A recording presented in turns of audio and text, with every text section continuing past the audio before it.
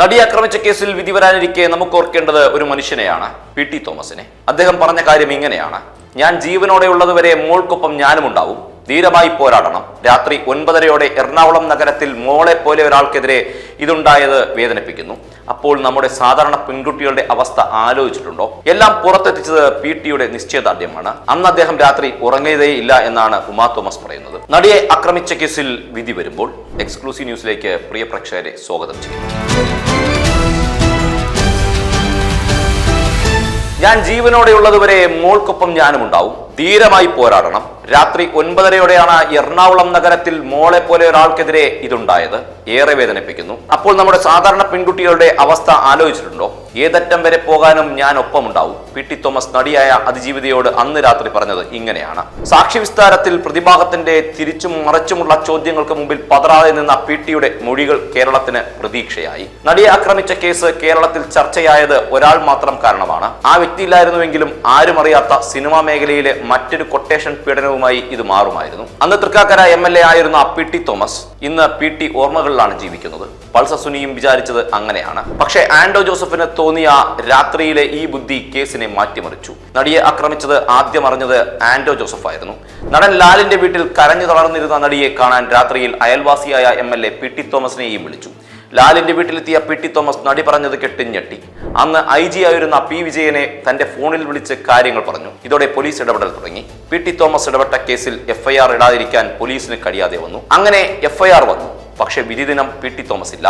അപ്പോഴും ആ നിശ്ചയദാർഢ്യം മനുഷ്യ മനസ്സുകളുടെ നിറസാന്നിധ്യമാണ്. കുറ്റകൃത്യത്തിനിരയായ നടി അന്ന് രാത്രി സഹായം ചോദിച്ചെത്തിയത് നടനും സംവിധായകനുമായ ലാലിന്റെ വീട്ടിലാണ്. ലാലിന്റെ ഉടമസ്ഥതയിലുള്ള ലാൽ മീഡിയയിൽ സിനിമയുടെ ഡബ്ബിംഗ് ആവശ്യത്തിനു വേണ്ടി തൃശ്ശൂരിൽ നിന്ന് എറണാകുളത്തേക്ക് വരും വഴിയാണ് നടിക്ക് ദുരനുഭവം ഉണ്ടായത്. നടി സംഭവങ്ങൾ വിവരിച്ചപ്പോൾ അതിന്റെ ഗൗരവം തിരിച്ചറിഞ്ഞ ലാൽ നിർമ്മാതാവ് ആൻഡോ ജോസഫിനെ വിവരമറിയിച്ചു. അതിന് തൊട്ടുമുമ്പുള്ള ദിവസം സിനിമാ സംഘടനകൾ നടത്തിയ പൊതുപരിപാടിയിലേക്ക് അന്നത്തെ DGP ലോക്നാഥ് ബെഹ്റയെ ക്ഷണിച്ചുകൊണ്ടുവന്നത് ആൻഡോ ജോസഫ് ആയിരുന്നു. അതിന്റെ ഓർമ്മയിലാണ് ഇത്തരമൊരു കേസുണ്ടായപ്പോൾ എന്തു നടപടിയെടുക്കണമെന്നറിയാൻ ആൻഡോ ജോസഫിനെ വിളിച്ചത്. ലാലിന്റെ വീട്ടിലേക്ക് പോകാൻ ഇറങ്ങും വഴി ആൻഡോ അയൽവാസിയായ പി.ടി. തോമസ് MLA വിവരമറിയിക്കാൻ ആൻഡോ ജോസഫിന് തോന്നിയതാണ് ഈ കേസിലെ നിർണായക നിമിഷം. അതിജീവിതയെ കണ്ട് വിവരം തിരക്കാൻ തീരുമാനിച്ച് ആൻഡോയോടൊപ്പം ലാലിന്റെ വീട്ടിലെത്തി. അതിജീവിതയോട് വിവരം ചോദിച്ചറിഞ്ഞ പി.ടി. തോമസ് അന്നത്തെ എറണാകുളം റേഞ്ച് IG P. വിജയനെയും സിറ്റി പോലീസ് കമ്മീഷണർ MP. ദിനേശിനെയും ഫോണിൽ വിളിച്ച് വിവരമറിയിക്കുന്നു. ഉടൻ ഒരു മുതിർന്ന വനിതാ പോലീസ് ഉദ്യോഗസ്ഥയെ നേരിട്ട് വിട്ട് അതിജീവിതയുടെ മൊഴി രേഖപ്പെടുത്തണമെന്ന് ആവശ്യപ്പെടുന്നു. പി.ടി. തോമസ് ഇടപെട്ടതോടെ കേസിന്റെ ഗതി തന്നെ മാറി. അതിനിടെ സിനിമാ മേഖലയിലെ ചിലർ നടിയെ വിളിച്ചും നേരിൽ കണ്ടും കേസ് റിപ്പോർട്ട് ചെയ്യാതിരിക്കാനുള്ള ശ്രമം നടത്തിയപ്പോൾ പി.ടി. തോമസ് പൊട്ടിത്തെറിച്ചു. അങ്ങനെ ആ കേസ് FIRലേക്ക് കടന്നു. പിന്നെ കുറ്റപത്രമായി. ഇപ്പോൾ വിധിയിലേക്കും കാര്യങ്ങൾ എത്തുന്നു. നടിയെ ആക്രമിച്ച് ദൃശ്യം പകർത്തിയ കേസിൽ വിധി ഇന്ന് വരും. 8ാം പ്രതിയായ നടൻ ദിലീപ് ശിക്ഷിക്കപ്പെടുമോ എന്നതാണ് കേരളം ഉറ്റുനോക്കുന്നത്. രാവിലെ 11-ന് Ernakulam principal sessions judge Honey M. വർഗീസാണ് വിധി പറയുക. ലൈംഗിക അതിക്രമത്തിന് കൊട്ടേഷൻ നൽകിയതിന് രാജ്യത്ത് ആദ്യമായി രജിസ്റ്റർ ചെയ്ത കേസിൽ 8.5 വർഷത്തിനു ശേഷമാണ് വിധി വരുന്നത്. ദിലീപ് ഉൾപ്പെടെ 10 പ്രതികളുണ്ട്. പെരുമ്പാവൂർ സ്വദേശി NS സുനിലാണ്, അതായത് പൾസർ സുനിയാണ് 1ാം പ്രതി.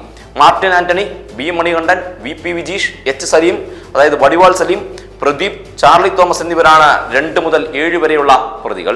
സുനിൽകുമാർ, അതായത് മേസ്ത്രി സനിൽ 9ാം പ്രതിയാണ്. ബലാത്സംഗം, ഗൂഢാലോചന, മാനഭംഗം, സ്ത്രീത്വത്തെ അപമാനിക്കൽ, ബലപ്രയോഗം, അന്യായ തടങ്കൽ, തെളിവ് നശിപ്പിക്കൽ, അശ്ലീല ചിത്രമെടുക്കൽ, പ്രചരിപ്പിക്കൽ ഉൾപ്പെടെയുള്ള കുറ്റങ്ങളാണ് ഇവർക്കെതിരെ ചുമത്തിയത്. തെളിവ് നശിപ്പിക്കലിന് കൂട്ടുനിന്ന ദിലീപിന്റെ സുഹൃത്ത് G. ശരത് 10ാം പ്രതിയാണ്. പ്രതികളെല്ലാവരും ഇന്ന് കോടതിയിൽ ഹാജരാകും. 2017 ഫെബ്രുവരി 17-ന് അങ്കമാലിക്കും കളമശ്ശേരിക്കും ഇടയിലാണ് ഓടിക്കൊണ്ടിരുന്ന കാറിൽ നടി ആക്രമിക്കപ്പെട്ടത്. സാക്ഷര കേരളത്തിന് അപമാനമായ അന്നത്തെ ദിവസം. എന്തുതന്നെയായാലും വിധി വരുന്ന ഇന്നത്തെ ദിവസം പി.ടിയെ ഓർക്കാതെ വയ്യ.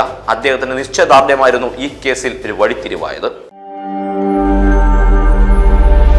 നാഷൻ ന്യൂസ് ലൈവ്, സത്യം, ചരിത്രം, വർത്തമാനം.